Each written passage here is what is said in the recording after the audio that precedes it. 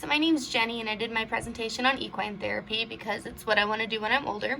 And basically, equine therapy is a form of experiential therapy that involves interactions between patients and horses. And then it involves activities such as grooming, feeding, haltering, leading a horse, and for some patients, riding. And then it's supervised by a mental health professional and often with a horse professional as well. And then after they do the process and during the process, there'll be behavioral patterns and thought processes that are observed. So to do this project, I wanted to go through the mental and physical disability timeline some, get the history of it to see where horse therapy fits in. And so in 6500 BC to 100 BC, we see a lot of lobotomies. We know this because of skulls that had holes in them.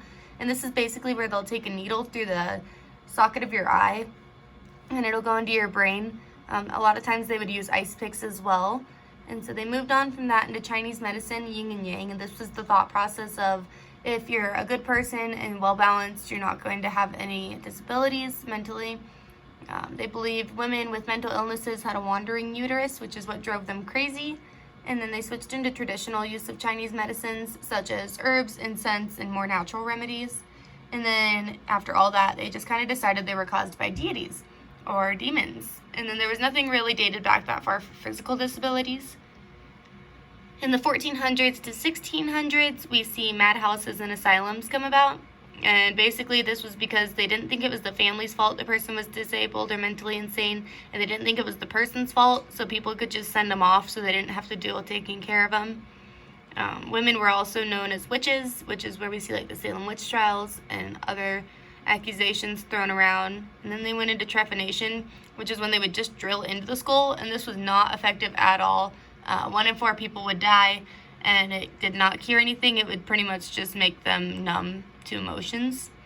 And then we saw isolation became the most common cure. People started the stigma of sending them away to insane asylums, and then they ended up not wanting anything to do with them, and this is where our stigma is today a lot of times. And so then 1400s, 1600s, again, nothing really applies to the physical disabilities. In the 1700s to 1900s, we start to see mentally ill begin to get respect and care for, and this is when mental hospitals came about and institutions instead of insane asylums. This is also where we start to see horses. So in the 1700s, Greeks were known to use horses for neurological issues and depression, and doctors began actually diagnosing patients instead of assuming that they were evil deities inside of them. And then in the 18th century, animals were introduced to mental wards to boost morale, or the patients were taken out into fields to wander around animals. So I guess they thought that was effective enough. And for physical, we start to see some disabilities. We see the founding father, Stephen Hopkins, who signed the Declaration of Independence. He had cerebral palsy.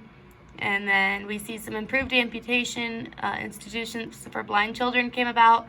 Our first military disability law came about, and this is basically saying if you're disabled on duty, you can have leave or be discharged honorably and have compensation after.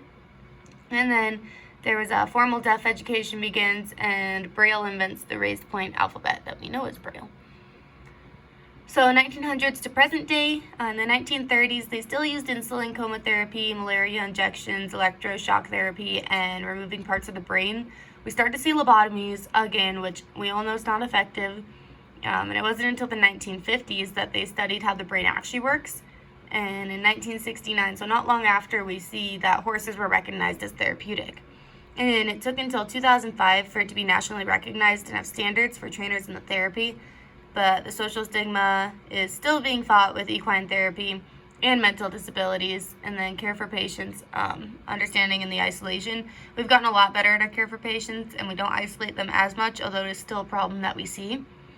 As far as physical disabilities went, there was a sterilization law, essentially mostly pertaining to amputations, but just medical clinics had to be more sterile. Liz Hartel won gold. So Liz Hartel was the first woman on the U.S. Olympic dressage team, and she was disabled from the knee down. So she won gold in the 1952 Olympics, first woman to win gold on our dressage team, first woman to be paralyzed and ride in the Olympics. Then World War II came about, and this is really big because I know the Jews were prosecuted and targeted, but also people with disabilities were as well. And so we started to understand and recognize more disabilities. We see Medicaid help for disabled, and In 1968, the first International Special Olympics game. Oh, that was weird. Came about, and then in 1990, the ADA, which is the American Disability Act, passed. So there are actually only 13 recognized disabilities by the ADA. It's autism, deafblindness, deafness, emotional disturbance, hearing impairment, intellectual disability, multiple disabilities, orthopedic impairment, other health impairments such as ADHD, specific learning disability, dyslexia, and other learning differences, speech or language impairment, traumatic brain injury, and visual impairment, including blindness.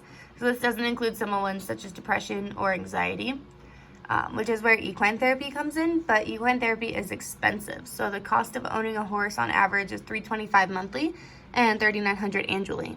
The cost of lessons on average is $50 an hour without disability accommodations and $65 an hour with disability accommodations. So it can get pretty expensive to do this weekly or to even own a horse. People the most qualified for therapy, I believe everyone is. There's programs specifically for adults with special needs, kids with special needs, elderly people, troubled teenagers, and wounded soldiers, but it can be therapeutic for everyone. And there's a lot that it does for you. It improves your motor coordination, posture, balance, muscle, concentration, self-esteem, speech skills, social skills, releases endorphins, assertiveness, emotional awareness, empathy, stress tolerance, flexibility, impulse control, problem-solving skills, self-actualization, independence, self-regard, social responsibility, and interpersonal relationships. So if you think you've nailed these all 100%, like, that's awesome for you. I don't know very many people that have, so I think everyone can benefit from horse therapy. Therapy facilities in Colorado, there are not very many of them. We only have 11 facilities in Colorado, and there's 850 facilities in the United States. So Colorado only has 1.29% of the equine facilities. I'm not sure why. I feel like we're a pretty horse-based state. We do have a lot of opportunities for them. We just haven't gotten there. But there is a solution. So if the government granted $100,000 a year to Colorado facilities, each facility would receive $9,090, which would provide 139 free lessons, which is almost 3 kids a year with 1 lesson per week, or it could provide free boarding for 2 horses every year, which would allow more horses to be involved in therapy and more lessons to be given. The government granted $1 million a year to Colorado facilities. We'd have 1,390 free lessons, which is almost 27 students a year with 1 lesson a week, or free boarding for 20 horses, and that's double the average facility size. Most facilities only have 10 horses. So basically, the government could open up new facilities and keep them running with $1 million a year. This may sound like a lot of money, but as far as government funding goes, it's not. The Department of Justice funds $68 million a year just to the Second Chance Fund. So if 0.74%, not even 1% of it, which would be the $100,000 of this funding, was donated to equine therapy, 3 children considered troubled could partake in equine therapy free for a year. And so they also would have it for their program, which would be really cool. And then I'll finish off with a quote, and it says, "I saw a child who couldn't walk, sit on a horse, laugh, and talk. I saw a child who could only crawl, mount a horse, and sit up tall. I saw a child born into strife, take up and hold the reins of life. And that same child was heard to say, 'Thank you, God, for showing me the way.'" So equine therapy is an awesome program, and we just need to spread awareness of its benefits, stop the social stigma, and create more funding.